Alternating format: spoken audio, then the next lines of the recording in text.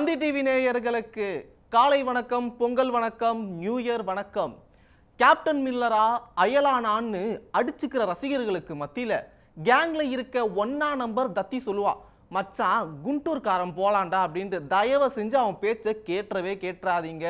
என்னடா இவனுங்க இன்னும் திருந்தல மச்சான் அப்படின்ற அளவுக்கு கழுவி ஊத்துறதுக்குனே ஒரு படத்தை எடுத்து வச்சிருக்காங்க. இந்த படத்தை பத்தி பல விஷயங்களை பார்க்கறதுக்கு முன்னாடி இந்த படத்தோடைய ஒன்லைன் என்னன்னு பார்த்துருவோம். சட்டத்துறை அமைச்சராக வர ரம்யா கிருஷ்ணன் அவங்களுடைய கணவரான ஜெயராம் மற்றும் அவருடைய மகனான மகேஷ் பாபு இவங்க ரெண்டு பேரையும் சூழ்ச்சி பண்ணி பிரகாஷ் ராஜ் பிரிச்சுடுறாரு. இதுக்கப்புறம் மகேஷ் பாபு ரமணா அப்படின்ற இந்த படத்துல கேரக்டர்ல வராரு. இவர் எப்படி இவங்க ரெண்டு பேரையும் ஒன்று சேர்க்கிறாங்க, இதுக்கு நடுவில் நடக்கிற பாலிடிக்ஸ் என்ன அப்படின்றது தான் இந்த படத்தோடைய ஒன்லைனர்.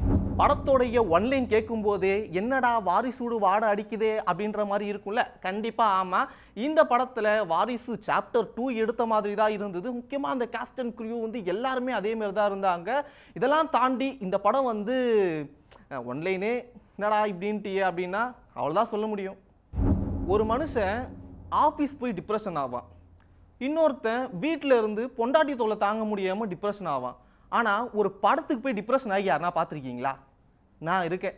நானே பொங்கலுக்கு லீவு தரல, ஆல்ரெடி இருந்த ஆஃபையும் கேன்சல் பண்ணிட்டாங்க அப்படின்ற கவலையில் சரி ரிலாக்ஸ் பண்ணலாமேன்னு ஒரு படத்துக்கு போகிறேன். இந்த படத்துக்கு போய் பார்த்தா இன்னும் டிப்ரெஷனில் தான் தள்ளி விட்டாங்களே.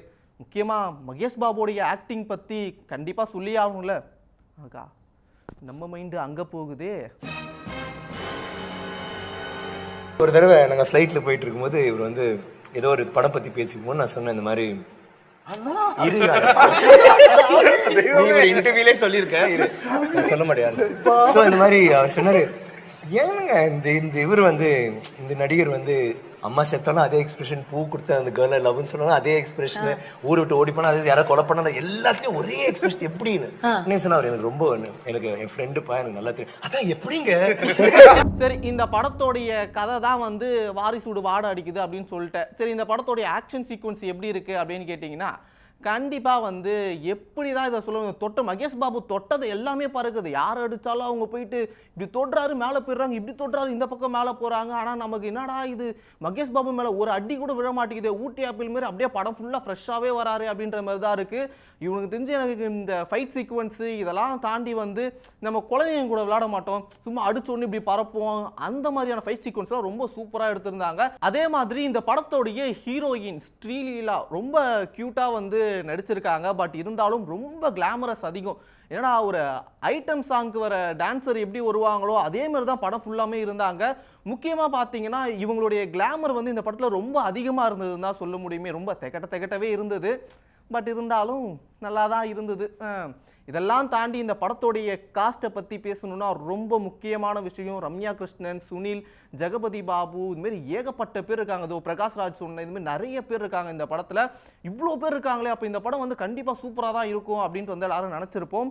பட் ஆனால் வாரிசுலையும் இவ்வளோ பேர் இருந்தாங்க. இவ்வளோ பேர் இருந்தும் அங்கே என்ன நடந்ததோ அதே சேம் கதை தான் இங்கேயும் நடந்திருக்கு.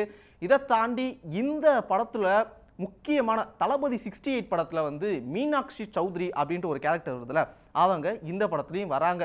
என்னடா தளபதி 68 கேஸ்ட் தளபதிக்கு ஹீரோயினாக பண்ணுறாங்கடா, என்னடா இப்படி பண்ணி வச்சிருக்கீங்களா அப்படின்ற மாதிரி தான் இருந்தது. அவங்க என்ன பண்ணியிருந்தாங்கன்னா மகேஷ் பாபுவுக்கு சரக்கடிக்கவும் முதுகம்தவும் பயன்படுத்தியிருக்காங்க. அவங்களுடைய கேரக்டர் ஏன் அதில் இருக்கணும், அதுக்கு ஏன் அவங்கள சூஸ் பண்ணணும் அப்படின்ற அளவுக்கு பார்க்குறவங்களுக்கு எல்லாருக்குமே ஐயோ என்னடா இது அப்படின்ற அளவுக்கு யோசிக்க வச்சுச்சு. இந்த படத்தோடைய காஸ்ட் தேடுறதுக்கு மெனக்கெட்ட நேரத்தில் புது கதையை தேடி இருந்தாங்கன்னா இந்த படம் கண்டிப்பாக நல்லாவாச்சும் வந்திருக்கும். முக்கியமாக ட்ரிவிக்ரம் இவருடைய படங்கள் எல்லாமே ஒரு புதுவிதமாக இருக்கும் அப்படின்ற மாதிரி தான் எல்லாரும் எதிர்பார்த்தாங்க. பட் ஆனால் இப்படி தெலுங்கு சூப்பர் ஸ்டார் மகேஷ் பாபு, இந்த பக்கம் ரம்யா கிருஷ்ணன், பிரகாஷ் ராஜ், இதுமாரி பெரிய ஒரு காஸ்ட்டை இவங்க சுத்தமாக யூஸ் பண்ணலை அப்படின்ற அளவுக்கு யோசிக்க வச்சுது. இதை தாண்டி முக்கியமாக இந்த படத்தை காமெடி அது சொல்லணும்னா எப்படி சொல்கிறதுனே தெரியல. முக்கியமாக இப்போ நம்ம ஊரில் சதீஷும் சூரியும் பண்ணுவாங்க, நீங்கள் ஒரு காமெடி சொல்லுங்கள் ஒரு காமெடி, நீங்கள் இன்னொரு காமெடி சொல்லுங்கள் இன்னொரு காமெடின்னுவாங்களே, அந்த காமெடியோட ரொம்ப மட்டமாக பல காமெடிகள் இருந்தது.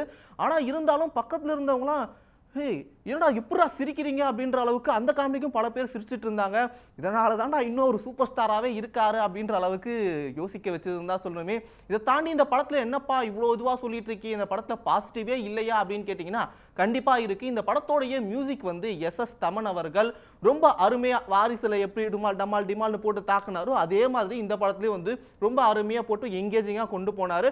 பட் இருந்தாலும் கதை, அந்த ஆக்ஷன் சீக்வன்ஸ் இதெல்லாம் நம்ம பார்க்கும்போது கொஞ்சம் மகேஷ் பாபு கொஞ்சம் நடிச்சிருக்கலாமே அப்படின்ற அளவுக்கு தோண வச்சது.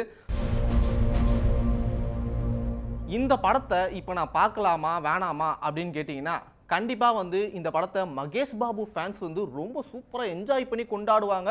அவங்களுக்கு இப்போ எங்கள் தலைவரை பார்த்தாச்சுப்பா அப்படின்ற அளவுக்கு தான் வந்து இருந்தாங்களே. ஸோ எப்படியோ குண்டூர் காரம் கொஞ்சம் லைட்டாக சப்புன்னு தாங்க இருந்தது. ஸோ இருந்தாலும் இதே மாதிரி வேற ஒரு மூவி ரிவ்யூவில் உங்களை வந்து சந்திக்கிறேன். Until then bye from Vignesh Vicky. செய்திகளை உடனுக்குடன் தெரிந்து கொள்ள உடனே சப்ஸ்கிரைப் பண்ணுங்க.